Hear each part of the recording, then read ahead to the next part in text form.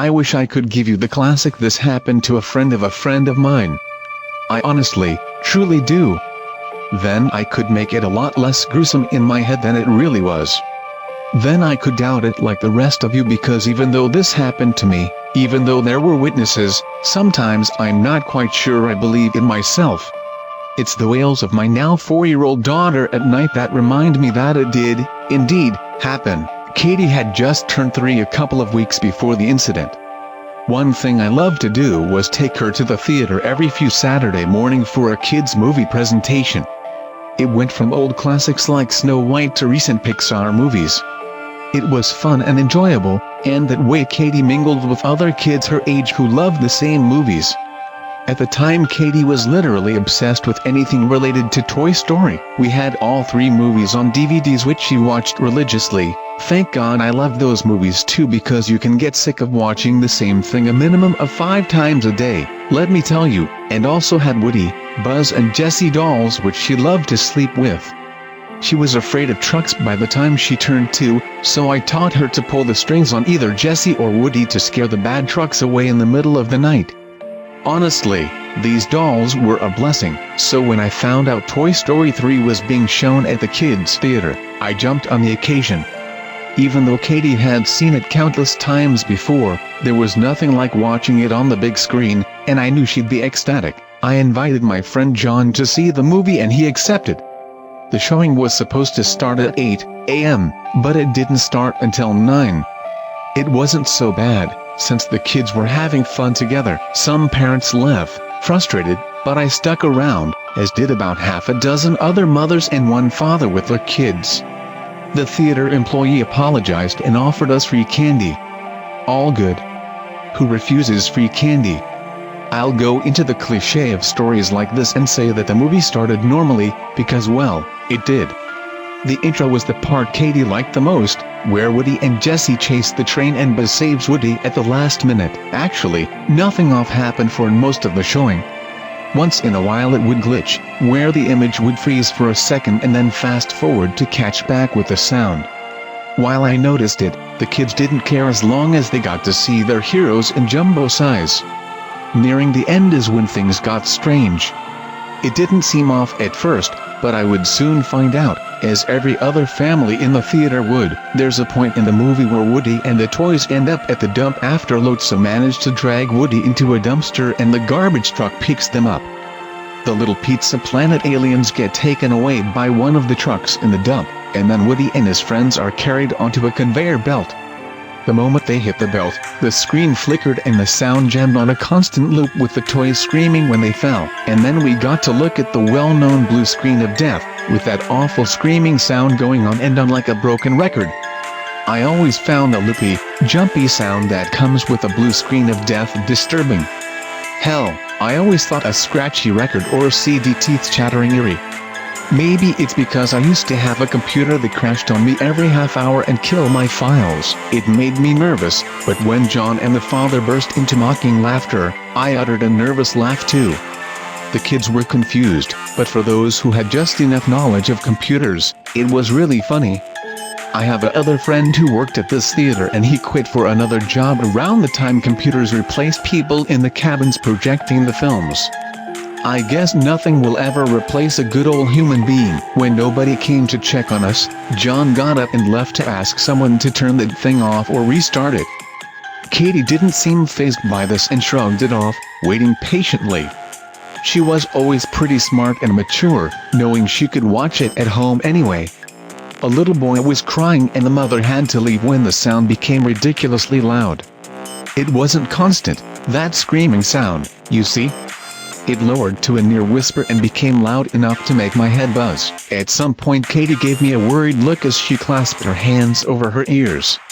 Before I made the final decision to leave, however, the screen went black and an employee returned with John and a flashlight, apologizing and letting us know they would resume the movie shortly. Apparently they had been having equipment problems all morning. Shortly after the projector came back to life, the movie resumed a few minutes prior to the crash, only to crash at that very same spot a second time. Blue screen of death. Again. By then John and I were laughing. Don't get me wrong, we only paid a $5 fee for entrance, but this was getting ridiculous. Seriously? John exclaimed. This time no one had to go get any employee. The screen flickered and the movie started where it left off almost immediately with a loud click coming from the cabin up behind me. It reminded me of a gun as it clicked the safety off, and I couldn't help but look up at the beam of light. Might have been an employee kicking the machine back in gear for all I knew. As long as it worked, I wasn't going to complain, but come this point, another mishap and I was gone. Watching it at home was a whole lot less troublesome. The movie seemed fine come this point, except for the sound, like someone had put a pillow over the speakers to muffle it. Something else was odd, but I didn't notice what it was until Lotso betrayed the toys by not pressing the stop button of the belt and let them fall in the incinerator. It was their voices. Their voices were different. Not by a whole lot. Maybe the kids didn't notice, but I did, and I know John did too, because we exchanged curious glances. They were similar, but Woody, for example, clearly wasn't voiced by Tom Hanks anymore. It's around that time that I felt something was really wrong. My stomach clenched painfully and I felt my heart beat the drum roll. There was no reason for it. I had no explanation for the voices being different. Only the differences didn't just end there. If you've seen this movie as many times as I have, you know that while the toys eventually give up and accept their fate by holding hands and waiting for their death, a light comes on and a giant claw hauls them out of the incinerator at the very last second. It keeps you on edge the first time, but once you've seen it, you know better. Except I didn't know better anymore. The animation was fluid, but by now it wasn't right. Have you ever watched those old 1930s cartoons like Betty Boop where everything always moves and never stops? A few years later they figured out that it was more natural to have stop animations because that's how we work. We don't notice it, but we stop between motions. Grab cup of coffee. Stop. Bring it to lips. Stop. Chug it down. Stop. Put it back down. Stop. It's subtle, but it made all the difference in animation when they realized that, and things started looking a whole lot less psychedelic from that moment on. Well, the animation on the big screen just didn't stop moving, like those old cartoons. There was no stopping in between actions and motions, like they sort of danced around everything in some way or another. And let me tell you, if you thought it looked psychedelic with 30s hand-drawn animation, computer animation makes it look twice as disturbing. That clearly was not like the movie I had at home, and it wasn't like the rest of the movie we'd watched to this point either. I noted John was looking at me again and I shrugged. I didn't have any more of an explanation than he did. I suppose I remained seated out of gross curiosity. As the saying goes, it's like watching a train wreck, and no matter how horrible it is, you just can't look away. There was none of the dramatic music I was used to hearing. In fact, there was no music at all, but only the sounds of fire crackling. Maybe it just wasn't necessary. Imagery was enough. Already I felt a lump in my throat just watching the animation. I couldn't move, nailed to my seat. The claw saving the toys never came down. There was no heavenly light before a last-minute rescue. There was no rescue, however. The toys screamed, and screamed, and screamed, an ear-shattering screech that would ring in my head for days to come and would wake me in the middle of the night. The toys held hands which shrank as their plastic melted into a thick flesh-colored goo. I remember Woody's face the most, because this is what the screen mainly focused on as they advanced toward the fiery pit in the middle. Black bubbles popped first in his cheeks, and then his gaping mouth opened wider, forcing a wide smile than it was humanly possible, his lips stretching to wretched lengths until his whole jaw melted off at the hinges, leaving long, thick, liquid streaks of burning plastic behind. I was reminded of the way cheese strings when warm and melted, which forced a completely insane bout of laughter out of me. Cheese and plastic?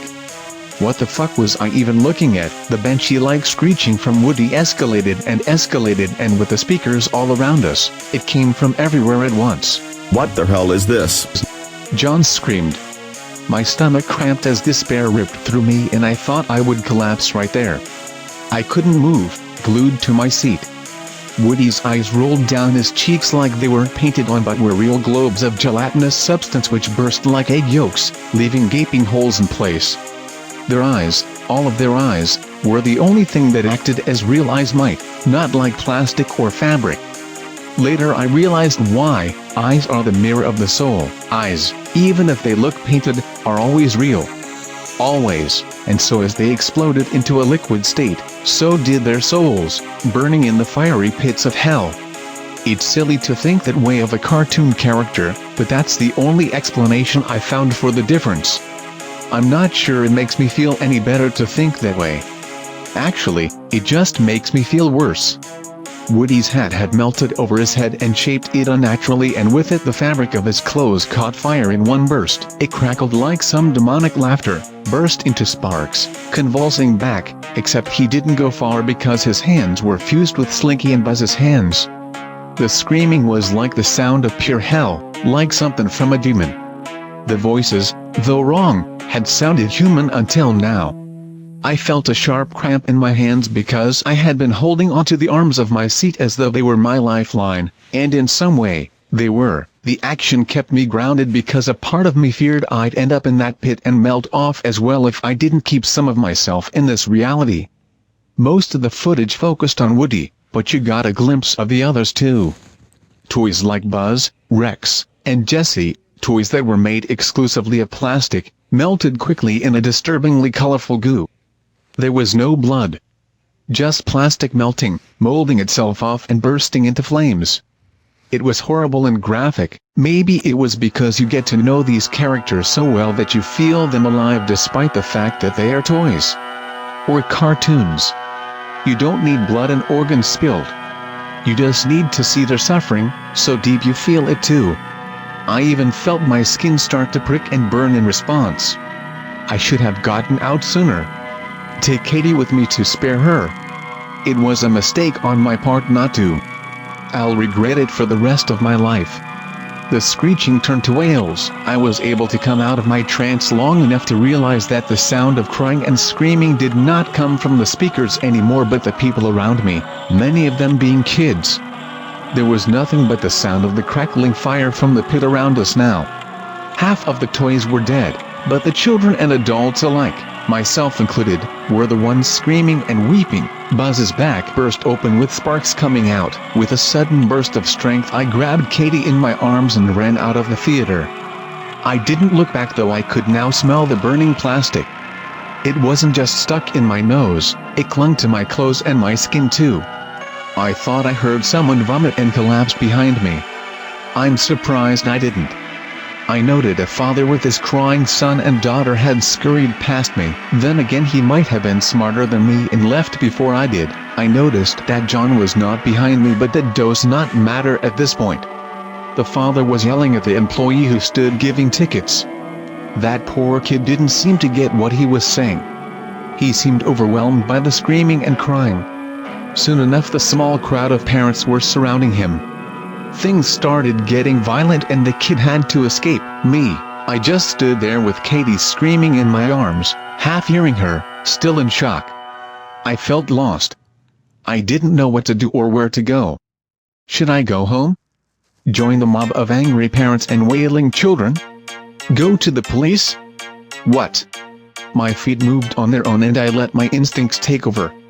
The door. I was leaving. It was better for Katie anyway, to keep her away from this place. I felt empty and the smell of burnt plastic seemed even stronger as I stepped outside. When a hand gripped my arm I jumped and yelped. It was the father with his child in his arms, sobbing in his shoulder. It turned out that his name was Jeremy. We exchanged phone numbers after he told me he would see to it to get an explanation for what happened. The rest of the day did not go well. I took 2 baths with Katie but the death stench wouldn't leave. Eventually she stopped crying and fell asleep out of pure exhaustion. As for me, even though I was completely off, even though I felt like I could fall asleep too, I couldn't. Every time I closed my eyes I saw the lifelike eyes of Woody slip down his cheeks and burst, or his wide smile and jaw hanging loose until it crashed on his lap. Just before my husband came home from work, I got a call from Jeremy.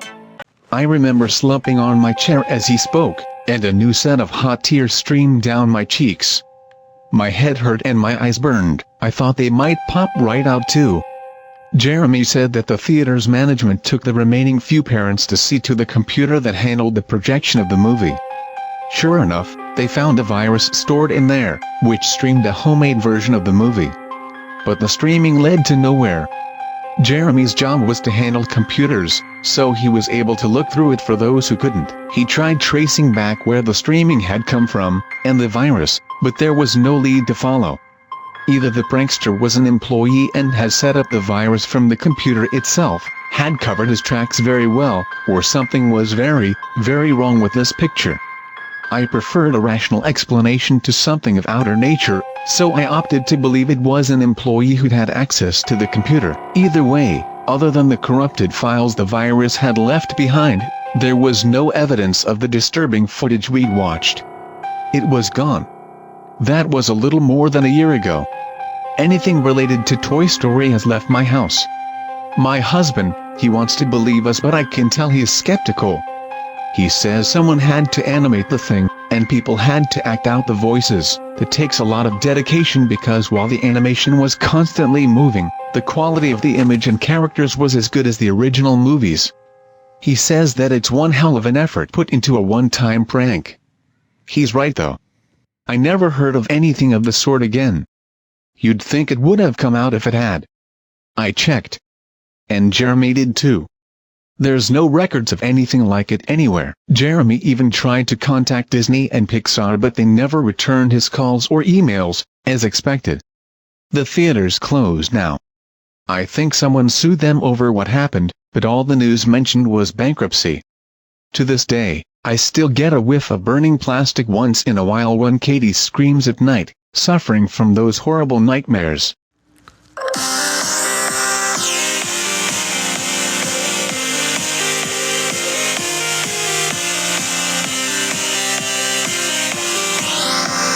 I have always loved Pixar movies, except for the ones that felt rushed throughout the 2020s and other stuff like that. Aside from Cars, Wall-E, and Monsters Incorporated, I especially love the Toy Story franchise. Yeah, I know I am like 15 years old now, and I should be watching other films, but I really like the Toy Story franchise. While the Lightyear movie was pretty garbage, no pun intended, I really liked the third film, since it had a nice scene at the dump. Well, enough of that nonsense, let's get into my experience with it, or, more specifically, a scary alternate ending. I was surfing the web, until I saw a notification from my local AMC, saying that the Mario movie wasn't playing properly, and that Toy Story 3 would be shown instead. Excited, I got my tickets, and while it was supposed to start at 7:30 a.m., it started at 8 a.m. While many left the theater at the point, I was really happy to see it again after so long. The movie played normal at the beginning, with the train sequence, which I noticed that the train had the number 95, akin to Lightning McQueen. However, there were a few minor glitches, and the frame would freeze, then catch up with the audio. Well, it was just technical problems for many reading this. Of course, I won't go into full detail, well, because it would make it boring, but, to be quick, there was my favorite point, where a garbage truck, like one of those waste management trucks, picks the toys up, after Lotso manages to drag Woody into a dumpster. They arrive at the Tri-County landfill, and it began corrupting for a split second, then back to normal. A bulldozer gets the aliens, and another dozer puts Woody and his friends onto a conveyor belt. The moment the toys screamed when they hit the moving belt, the screen suddenly began to flicker on and off, and the sound system jammed on a constant loop of the toys screaming, and voila, the blue screen of death appeared. By now, I felt a little angry, but not that much, since blue screens are common to happen at times, and I encountered it before on my old Windows XP laptop. While many found it funny, I was one of them who didn't think it was funny at all, since it just ruined the movie. One of the fathers, for privacy reasons, I will not say the name of, asked someone in the theater to restart the film. Now, I was getting irritated at the fact that the annoyance I faced popped up during my favorite scene, and ruined it. Suddenly, the sound became loud, so loud in fact that it could have damaged my eardrums at that point in time, and I felt like ripping my hair out of my scalp. The screen soon turned to black, and an employee told me that they were having computer troubles, and that the movie would be up and running again shortly. The movie restarted at the point before the crash. I was about to smile, when, of course, the BSOD popped up once again, making me feeling a little angry in my nerves. Really? A blue screen of death twice? I asked myself in confusion and anger. I heard a father and his son laughing, but I angrily growled, furiously clenching my fist, since I paid a $5 fee to see this dang movie, but AMC ruined it for me. Finally, after I was about to call it quits and go into a huge rage, the screen came back, and I heard a sudden click, like a gun, from the cabin. I had the DVD at home, and knew it was less angering than this rubbish experience. The movie played as it always did, but the sound was muffled slightly, but I still could hear the dialogue just fine. Lotso, the teddy bear, didn't press the stop button on the belt, and betrayed the toys. I noticed that their voices were different, and I just wanted to hammer that bear's head off and burn it.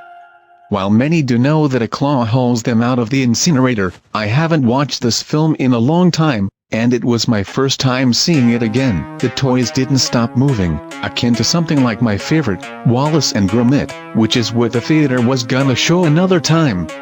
However, I heard the music from McQueen's Crash in Cars 3, which Cars 3 came out in 2017. There was no rescue at all, and I heard the loudest screams ever, that I had to put on my noise-canceling headphones to block out that god-awful noise. The toys melted, and they melted into colorful goo, making me almost vomit. I was very scared yet angry at this point. The screeching, oh, that awful noise made me yell. What on earth? I angrily shouted, as I felt sad for the toys, but my anger was finally built up enough, that when everyone left, I did too, but I said one last thing to the employee on my way out. Thanks a lot for ruining my day, AMC.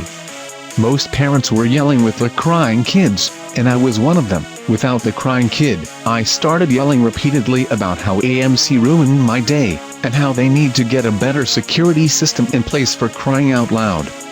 After I yelled what I needed to, I angrily went through the exit door, and I got into my Ford F-150 truck, and drove home in the rain. When I got home, I parked my car, closed the garage door, and angrily walked through the front door with my feet stomping on the stairs of the garage, and slammed the door shut in fury, hoping to not see trash like that again. Many on Discord noted on how angry I was, and asked if everything was alright. I angrily said yes, and I eventually calmed down, telling them about what happened.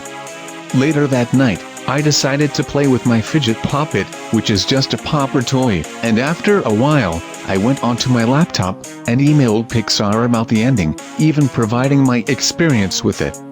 And after that, I decided to play some Roblox to calm my nerves. The next morning, I was having breakfast, watching the 1972 Lorax, until I noticed an email from Pixar. Here's what it said. To Mr. David. From Pixar/Walt Disney Animation. Subject, AMC Theater Toy Story 3 Theater Incident. Hello Mr. David, we at Pixar and Walt Disney would never make a disturbing version of our third Toy Story film to date. Well, we do feel like an explanation is in order. It's not our fault, but, instead, was a hacker, who installed a USB, see photo below email, to stream a homemade ending.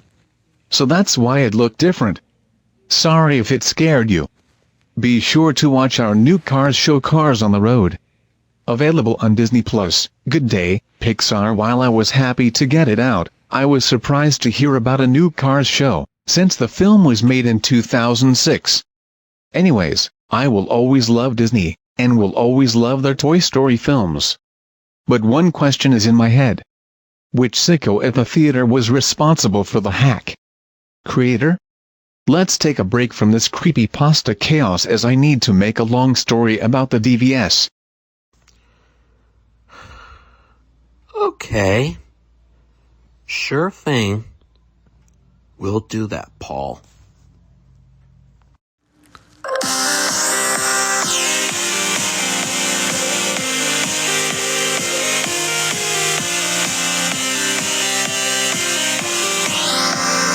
DVS, which stands for Descriptive Video Service, is an audio description, AD, also referred to as a video description. Described video, or more precisely visual description, is a form of narration used to provide information surrounding key visual elements in a media work, such as a film or television program, or theatrical performance, for the benefit of blind and visually impaired consumers. These narrations are typically placed during natural pauses in the audio, and sometimes overlap dialogue if deemed necessary. 1. Occasionally when a film briefly has subtitled dialogue in a different language, such as Greedo's confrontation with Han Solo in the 1977 film Star Wars: A New Hope, the narrator will read out the dialogue in character. In museums or visual art exhibitions, audio-described tours, or universally designed tours that include description or the augmentation of existing recorded programs on audio or videotape, are used to provide access to visitors who are blind or have low vision. Docents or tour guides can be trained to employ audio description in their presentations. 2. In film and television, description is typically delivered via a secondary audio track. In North America, second audio program, SAP, is typically used to deliver audio description by television broadcasters. To promote accessibility, some countries, such as Canada and the United States, have implemented requirements for broadcasters to air specific quotas of programming containing audio description. The transition to talkies in the late 1920s resulted in a push to make the cinema accessible to the visually impaired. The New York Times documented the first talking picture ever shown especially for the blind, a 1929 screening of Bulldog Drummond attended by members of the New York Association for the Blind and New York League for the Hard of Hearing, which offered a live description for the visually impaired portion of the audience. 3. In the 1940s and 1950s, Radio Nacional de España aired live audio simulcasts of films from cinemas with descriptions, framing these as a form of radio drama before the advent of television. 3. In the 1980s, the Media Access Group of U.S. public television station WGBH-TV, which had already gained notability for their involvement in developing closed captioning. 4. Developed an implementation of audio description for television programming via Second Audio Program, SAP, which it branded as Descriptive Video Service, DVS.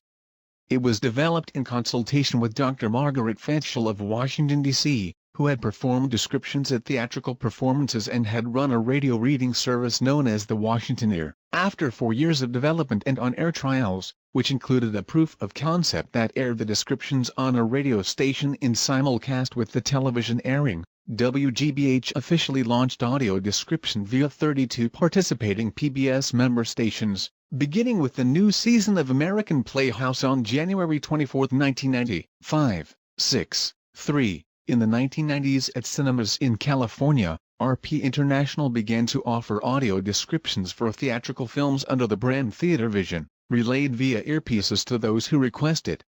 A clip from Schindler's List was used to pitch the concept to the film's producers Gerald Molen and Branko Lustig, and one of the first films to be presented in this format was Forrest Gump, 1994. Theater Vision sought notable personalities and celebrities to volunteer in providing these narrations, such as sportscaster Vin Scully, William Shatner, Monty Hall, and former U.S. President George H.W. Bush. For It's a Wonderful Life, sometimes the narrator had ties to the film or was part of its cast. Irene Bedard described Pocahontas, a film where she had voiced the title character, and for the 1994 remake of Little Women, stars from previous versions of the film volunteered, including June Allison, Margaret O'Brien, and Janet Leigh, whose grandmother was blind, from the 1949 version of the film, as well as Katharine Hepburn, star of the 1933 version. 7, 8. Other companies emerged in providing descriptions for programming in the U.S., including the National Captioning Institute, Narrative Television Network, and others. 8. In the UK, audio description services were made available on the BBC and ITV after a collaborative project with industry partners. In 2000, the BBC voluntarily committed to providing descriptions for at least 20% of its programming annually. In practice, the BBC has often exceeded these targets. In 2009, BBC iPlayer became the first streaming video-on-demand service in the world to support AD, where every program that was broadcast with AD also had AD on BBC iPlayer.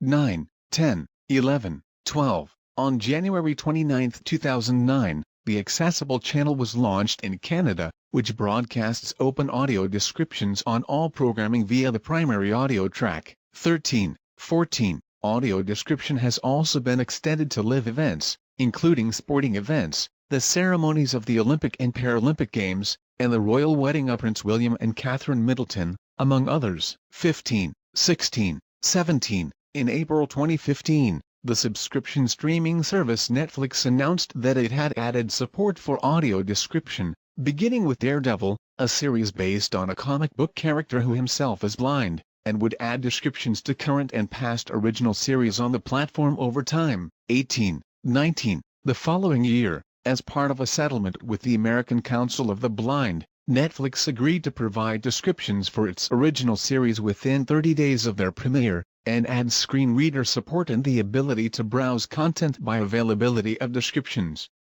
20. On June 17, 2016, Pornhub announced that it would launch a collection of pornographic videos with audio descriptions.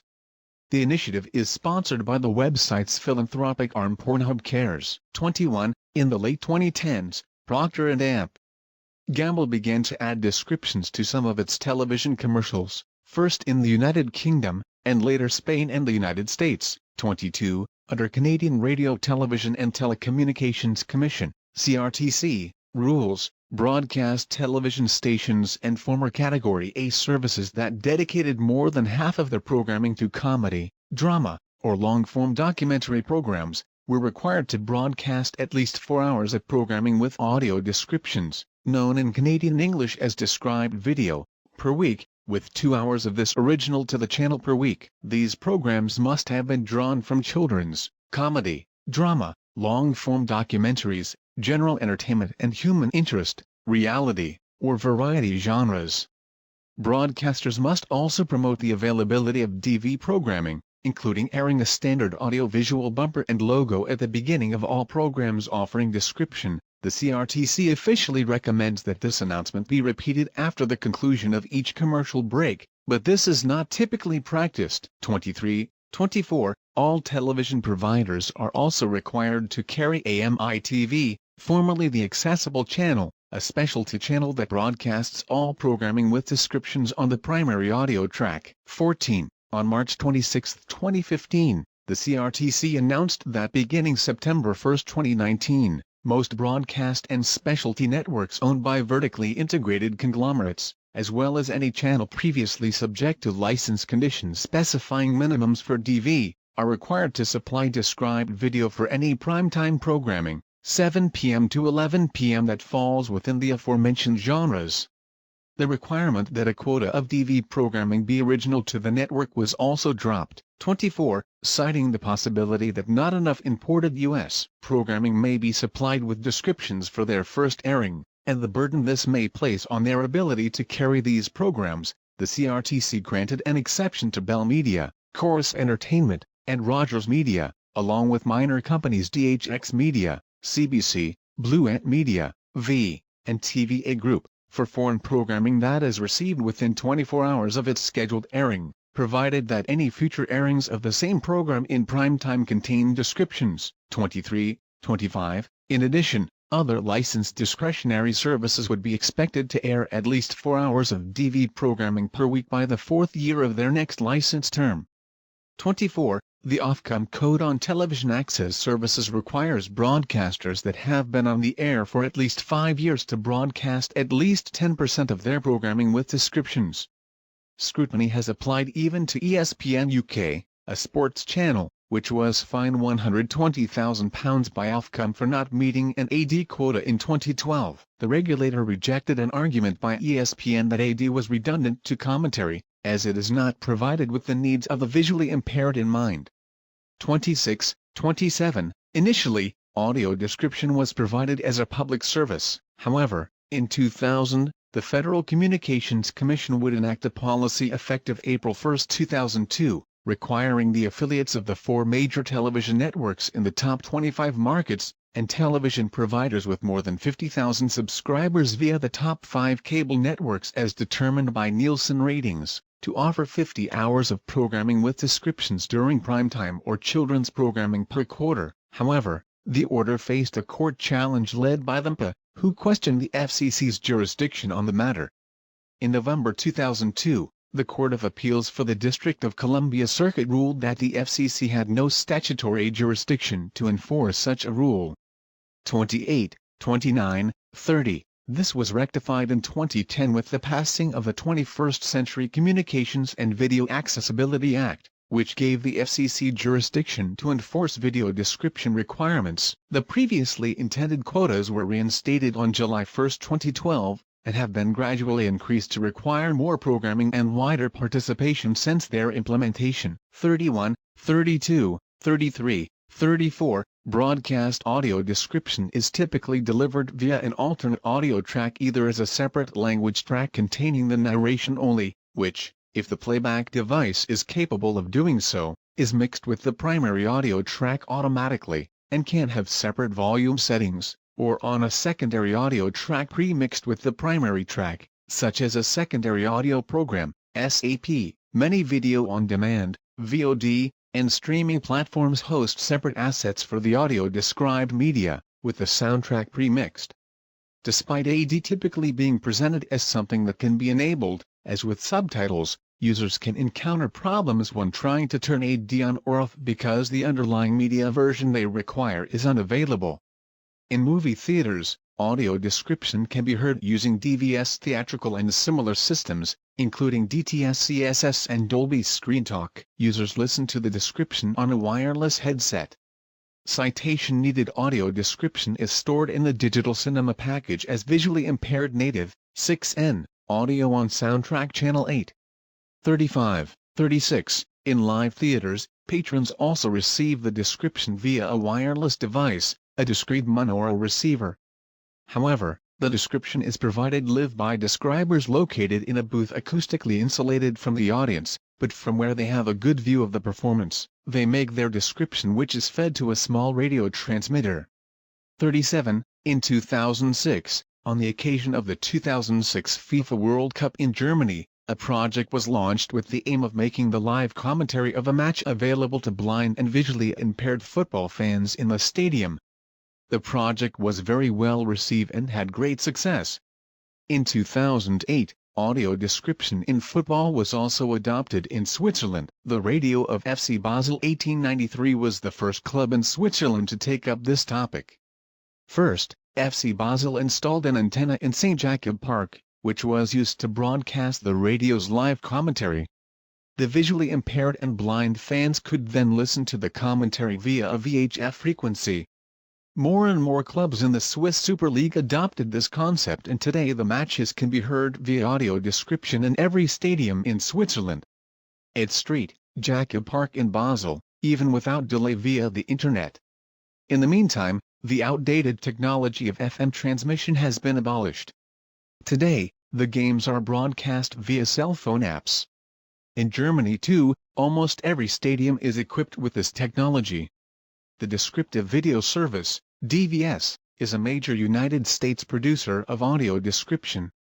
DVS often is used to describe the product itself. In 1985, PBS member television station WGBH-TV in Boston, Massachusetts, began investigating uses for the new technology of stereophonic television broadcasting, particularly multi-channel television sound, MTS, which allowed for a third audio channel, called the Secondary Audio Program, SAP. With a history of developing closed captioning of programs for hearing-impaired viewers, WGBH considered the viability of using the new audio channel for narrated descriptions of key visual elements, much like those being done for live theater in Washington, D.C., by Margaret Fetchel, who had been experimenting with television description as part of her Washington radio reading service, after reviewing and conducting various studies, which found that blind and visually impaired people were consuming more television than ever but finding the activity problematic, often relying on sighted family and friends to describe for them. WGBH consulted more closely with Fetchel and her husband, Cody, and then conducted its first tests of DVS in Boston in 1986. These tests, broadcasting to local groups of people of various ages and visual impairments, and further study were successful enough to merit a grant from the Corporation for Public Broadcasting to complete plans to establish the DVS organization permanently in 1988.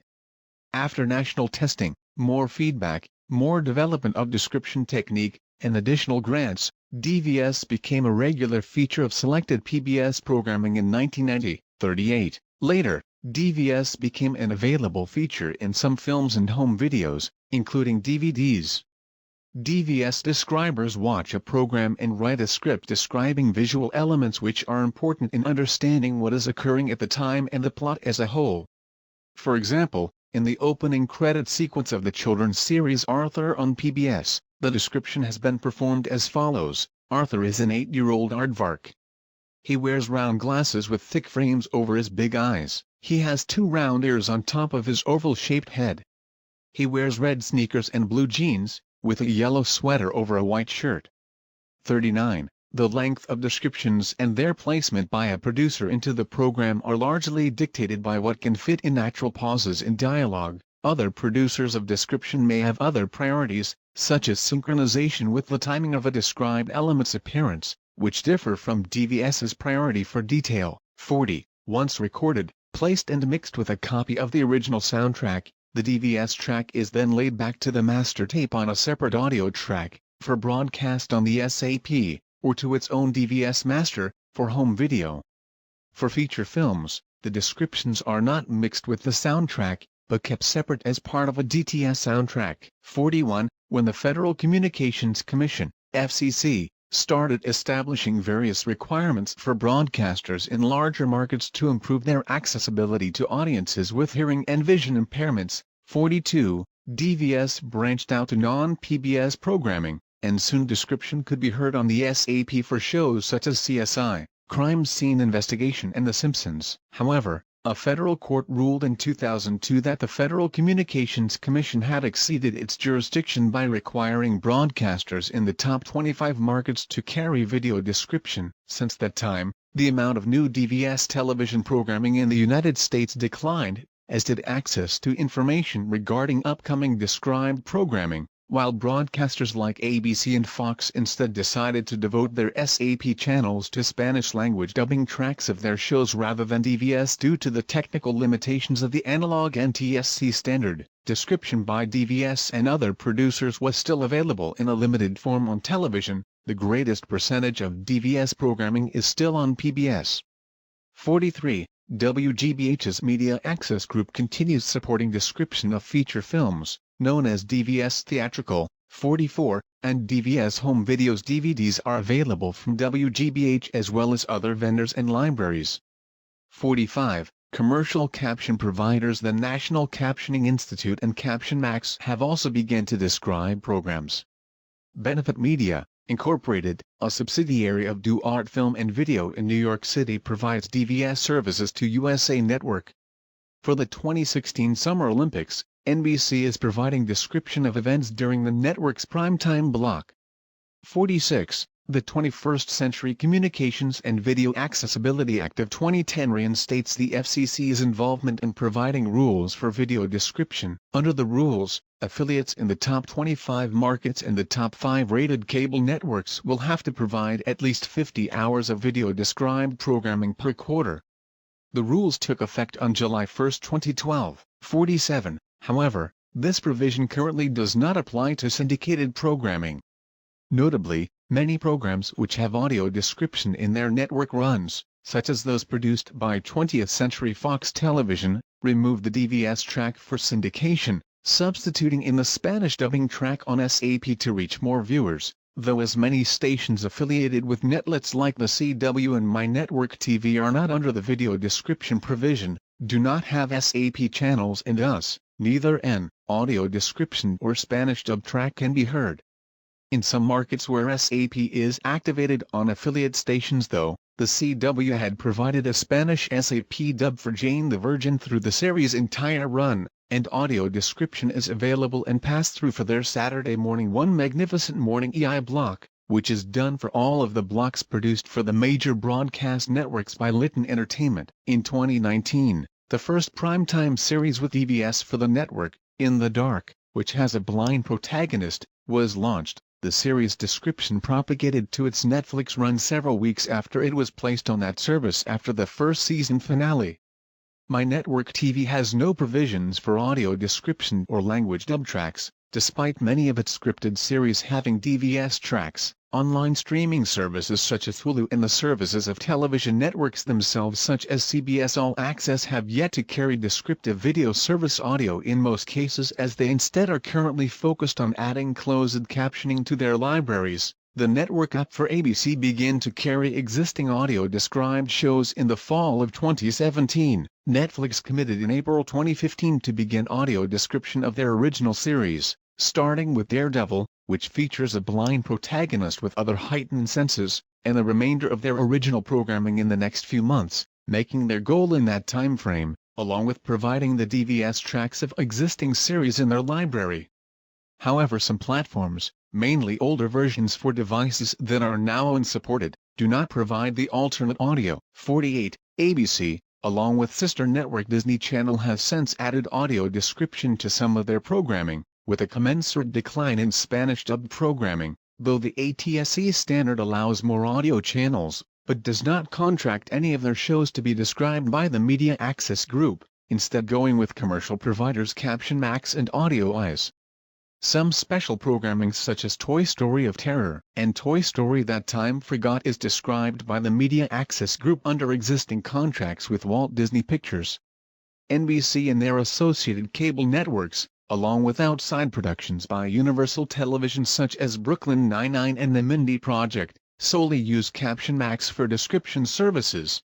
Netflix also utilizes Caption Max for their original series, while going per studio for acquired programming. Most scripted programming on Fox, except for the shows of Gordon Ramsay, Hell's Kitchen, Hotel Hell and Kitchen Nightmares, is described by the Media Access Group. Ramsay's programs are contracted by his producing studio to have audio description done by Scottish-born voiceover artist Harry Morrison with Descriptive Video Works. Unique to most described shows, Fox's Empire uses actress Adrienne Barbeau for their description. CBS's described shows all use the Media Access Group. Some shows have lost their DVS during their original network runs due to outside factors or complications. For instance, American Dad had a 2-season interregnum in part of Season 12 and all of Season 13 without any DVS service during its move from Fox to TBS in late 2014, before it returned in November 2016 for its 14th season. The Mindy Project lost DVS at the start of their 4th season upon the move to Hulu, which does not yet provide DVS service. Cartoon Network and their timeshare partner Adult Swim began to pass through DVS for their syndicated content in the last quarter of 2018.